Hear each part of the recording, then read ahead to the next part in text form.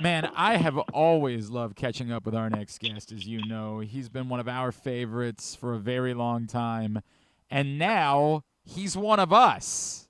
He's a media guy now. He's a podcaster anyway, as he's part of the all new BlackWing Playbook podcast. He is, of course, one of our favorite former Ravens, Michael Pierce, and he is with us now here on GCR. Mike, what's going on, brother? How are you, man?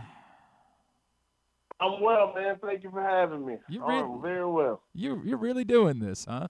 You're really becoming one of us. Yeah, man. I took some. I thought about it a little bit as I had my time in Baltimore, and I've always enjoyed giving interviews and trying to give my thoughts. And people seem to be pretty receptive, so I figured why not give it a try. Man, as you know, I wanted to talk to you every week of the year, right? Like, we would reach out. Legitimately, we'd reach out after every game at certain points because that's how much we like talking with you. Was it something that you had to think about it? Like, I'm sure you went through all the trepidation. It's tough, right? Because some of these guys, they're your friends, and you might have to be critical sometimes when you're doing this. Did you go through any of those feelings of like, do I really want to do this? Yeah, and I think it'll hit a little bit more, obviously, as the season gets going. Yeah. And we had to do some of those breakdowns. But, no, that's definitely something I thought about. But also, like I said, for me, it's more so just telling the truth about the game and just giving fans my perspective, right?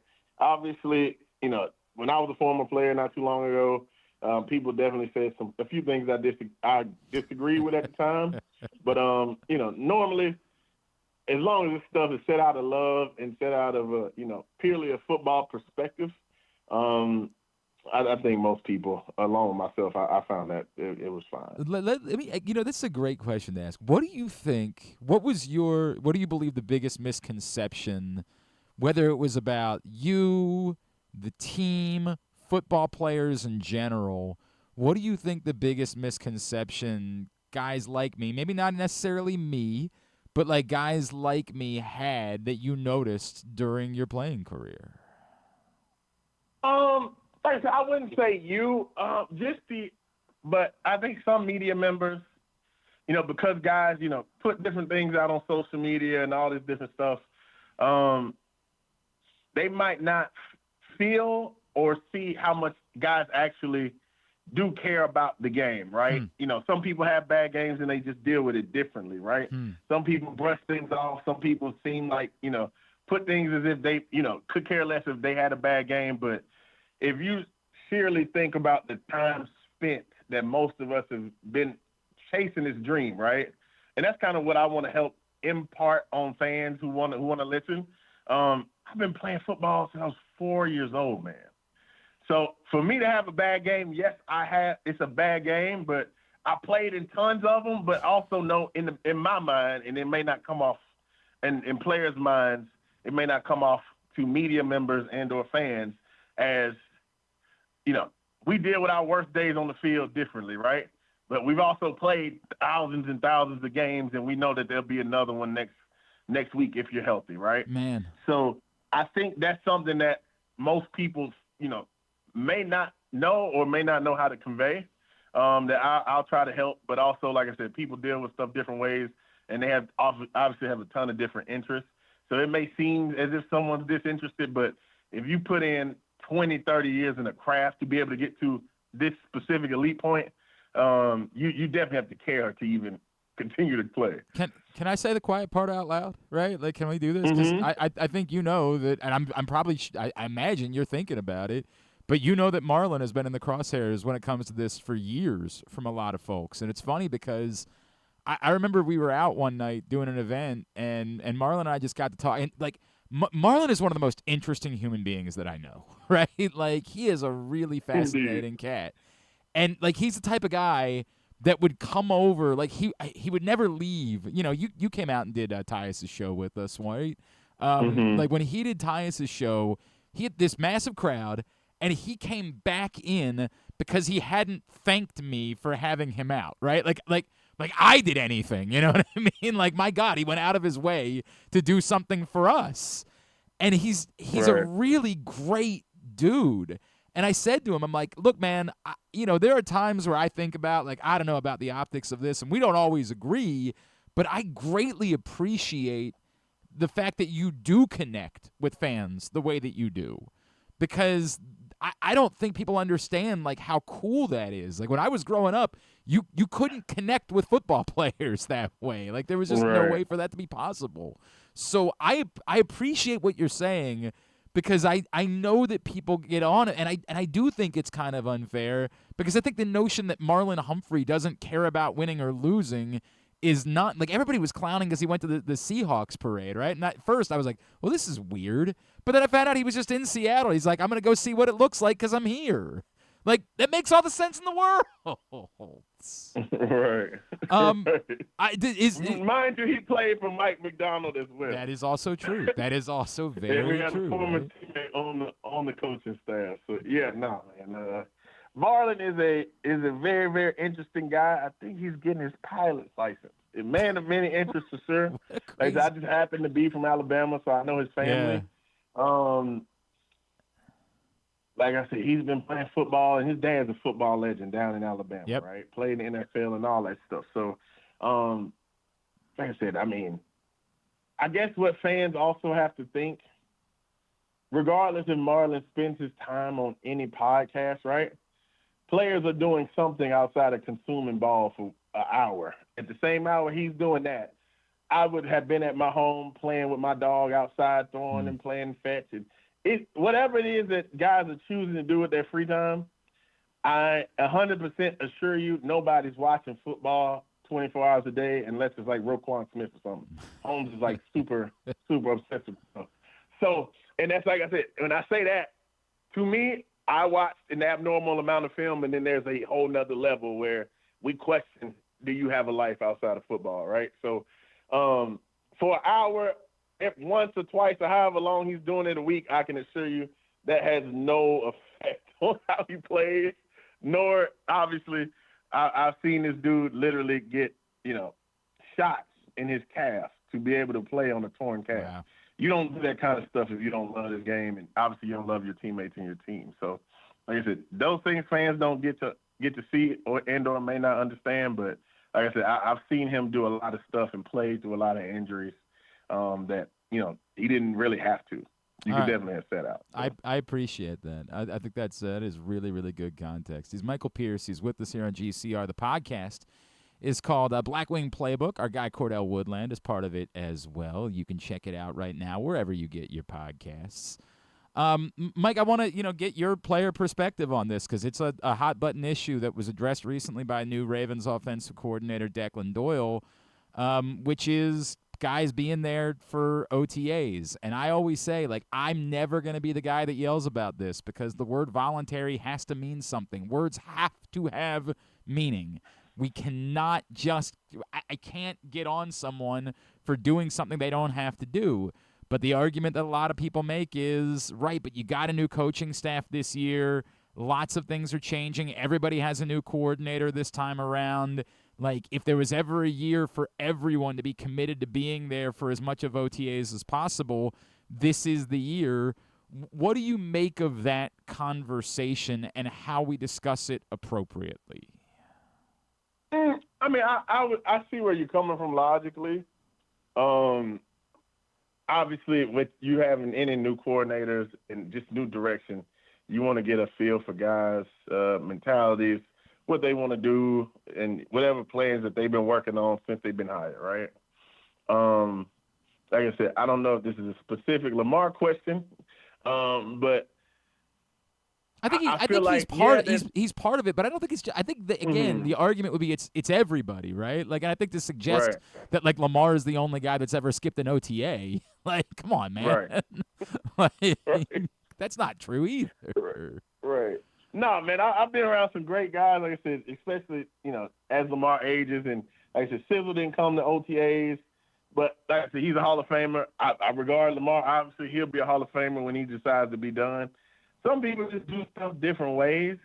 Like I said, mentally, you've been playing football so long, you can probably pick up a playbook and figure it out and be efficient, in a short amount of time. So I would just relate to it like this.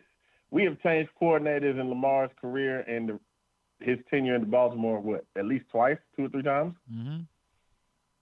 I don't know if I'm sure he hadn't been present for all those, and we didn't call a couple MVP seasons and some seasons that were close to winning, like the year before last as well. So, like I said, the aptitude for football is one thing, but some people need that time away. Like I said, I don't think folks really understand the stress that some of these people carry. I am not a quarterback, but I wouldn't really want to deal with that.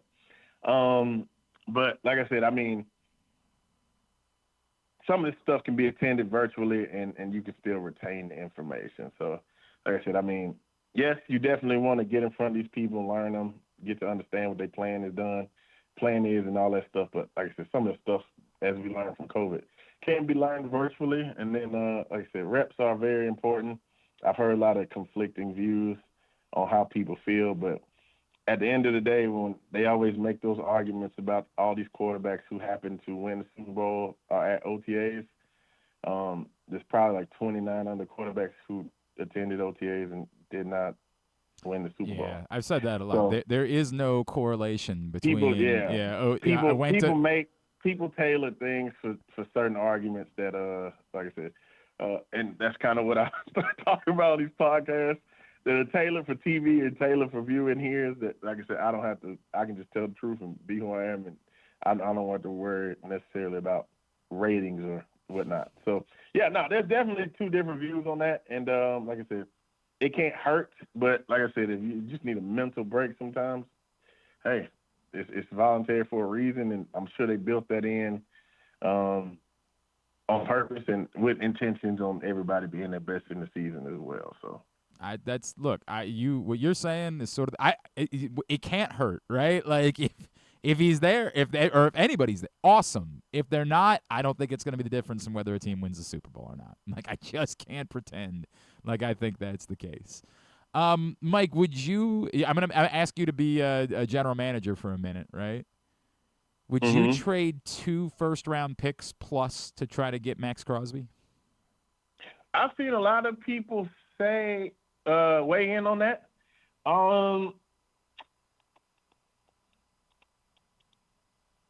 No, just from the standpoint, I don't think we are strictly an edge rusher away from a championship. Okay. So obviously we got to figure out what we're gonna do at center. We got to figure out our guard situation. We got a few things we got to figure out. I don't know what's the status on Metabike and all that stuff. So. For us to mortgage 2 seasons future for obviously a premium pass rusher, a big difference maker, I wouldn't do that unless I had everything else secured. So, like I said, maybe down the road, maybe during the season, if that were to make sense. But I think we gotta make sure everything else is solid before you go mortgage your future like that. I recognize that Jesse was on the staff when you were here the first time, but he wasn't your position coach. So I don't know how well you got to know Jesse. But what do you make of the argument that he's here specifically because he can get more out of the pass rushers you have, and maybe you don't need, to your point, to spend crazy like that because you can expect that just because you're getting Jesse Minter and his system and what he's bringing, your edge rush is going to be better simply because of that? So I think that's a dangerous assumption just from the fact of just because a system works somewhere else, you got to be mindful of the talent he was coaching as well, right? So you got a Hall of Fame player and Khalil Mack. Before last year, he had Joey Bosa, right? So he definitely has some premium edge rushers, for 2 of them, which is very, very rare to see, right? So, like I said, Jesse's a super smart guy. He's definitely going to maximize the talent that whatever he has. I'm a believer in Mike Green at this point. I like what I saw so far. Actually, it's hard to pencil in. Just like I said, I don't know what people may be expecting, but league and sack type numbers, unless you had those kind of guys. Obviously, like different systems allow for guys to have more flexibility and make more plays. But I don't think you can just pencil in somebody leading the league in sacks just because coach is on the headset. I appreciate that. I definitely think he'll maximize whatever he has, but to pencil in something like that is just a little bit far-fetched, I would believe. But like I said, he very well could prove me wrong. And like I said, I think we have some talent. Now, like I said, I wouldn't mind them going out and obviously adding to that. But like I said, mortgaging futures and making an assumption just because one person changed, and obviously Coach Weed was at the helm. He was my coach as a DC. That may that's a dangerous principle that you would be. That's just to have that on his name would be tough. You know, it's fun. I've talked to a lot of guys. You referenced your former teammate who's on the staff in Seattle, in Josh Bynes, and we were chatting a little while ago. And everybody that I've talked to has really compared Jesse to Mike Macdonald. And I'm not trying to suggest that Mike Macdonald might be the best coach in the NFL right now, right? Like, I'm not ready to say that Jesse's going to win a Super Bowl in year 2, but although we hope, right? Like, that would be great. Right. But just more in talking to guys, and Ty said the same thing, that like their mentality is so similar, and the way they meet you where you are, and this sort of, I don't know, new wave of coaching that's less in your face and more trying to relate to you, like their temperament is similar. Do you see those similarities between Jesse and Mike Macdonald, as obviously the Ravens are hoping that he can have a level of success that Mike Macdonald has had? Yeah, like I said, I spent a little less time with Jesse. He was on the back end of things, and like I said, D-line is the first people out when they start talking about complex routes and all that stuff, just because we don't have to deal with that. But he seems like the same kind of guy. From what I could tell, very, very good guy, very smart guy, less abrasive. And I think, you know, as time goes on, I think we're starting to move away from some of those, you know, Bill Parcells-esque fiery guys who just, you know, erupt on sidelines. And that's kind of thing I was kind of trying to convey to fans earlier in my earlier point. Most guys don't really need you to motivate them. They're motivated because they want to do well. They want to provide for their families, perform well, try to win the Super Bowl, right? But if you can obviously relate to players, I think that guys will go that extra mile, like show up to OTAs when they don't necessarily have to, right? So I think those kind of things, and guys are more willing to spend extra time in the building and all those things. When guys can meet you where you are, talk to you on your level, figure out who you are as a person. You may not be a guy who needs a whole bunch of, like, for myself, I was very internally motivated. I didn't need anybody to yell at me to try to be the best player I could, right? But if you can make the building an environment where obviously we're on edge because we got competition every day, but it's a welcoming place. You don't have to feel like you're being bogged down on, somebody's yelling at you all the time. The guys will be willing to spend extra time in the building, and that's kind of, I think, what helps those teammates bond and guys just play a little bit harder or find different ways just by spending extra time at the building and not rushing out or whenever it's not mandatory. Nobody wants to be there. I appreciate that, right? And I think that was one of the things that Jesse said as he was chatting to the Combine last week, is that, like, it's our job to make this a place where guys want to be around more frequently, and kind of put the onus on him and the staff. And I appreciated that thought process. I think that's really cool. All right, Mike, the last one for you. You brought it up earlier, the center situation. Tyler Linderbaum's a hell of a football player, right? But like it is. I recognize it's difficult, right? Like, you're trying to do a lot of things, and center. Can you pay a center $20 million a year? Like, can you build a really good football team when you're paying a center that much money? I would say it'd have to depend on the steadiness and the contract situation at your guards, right? Because you're going to pay your tackles a ton of money. You just have to, right? Yep. So I would say it depends on if you could do like deals like they had with Kevin Zeitler or guys like that you can patch holes for 3 or 4 years with some older guys. Like I said, it just depends on your roster how your roster's built, and then the cap availability. So you never want to let your best offensive lineman go, regardless of what position he may play. But like I said, left tackle, and as it's starting to become right tackles, the premium positions. But just with what we have going on, we need to figure out our guard situations. I understand why it's tough to make that level investment, but that I'm sure is gonna hurt. Oh, no doubt. And I'm sure our guys in our building are agonizing over that. But like I said, it's just the situation that's at hand. So I'm rooting for Tyler to get paid. Obviously, we wanted to have him to stay home, but like I said, he deserves everything he's about to receive. I love that your voice is going to be in this space, man. I really do. I think that you are one of the best people that I've gotten to know over the years, and I think that you've got a lot that you can offer to this conversation. And so I'm looking forward to hearing more of you on the BlackWing Playbook podcast as you move forward doing this. And we're going to be bugging you too. Like, we're going to ask you to check in from time to time to talk about things. And I really appreciate, as always, every time that you've made time for us over the years, bro. Michael, happy for you as always. Please, I'm going to come down. At some point, I'm coming to visit so we can do like a barbecue tour of Alabama together. Because I feel like I'm going to offer more appreciation and respect for your knowledge than maybe even the missus does. And I'm maybe pointing something out that I might have seen on social recently. I think I'm going to respect it more, so I'm going to come down there, and we're going to go on a tour at some point. Thank you for doing this. Always appreciate you, bro. Hey, thank you for having me, and I appreciate the sentiments. And like I said, anytime you need me, brother, I'd love to hop on. So I appreciate it, man. Blessings on the upcoming season, and we'll talk soon.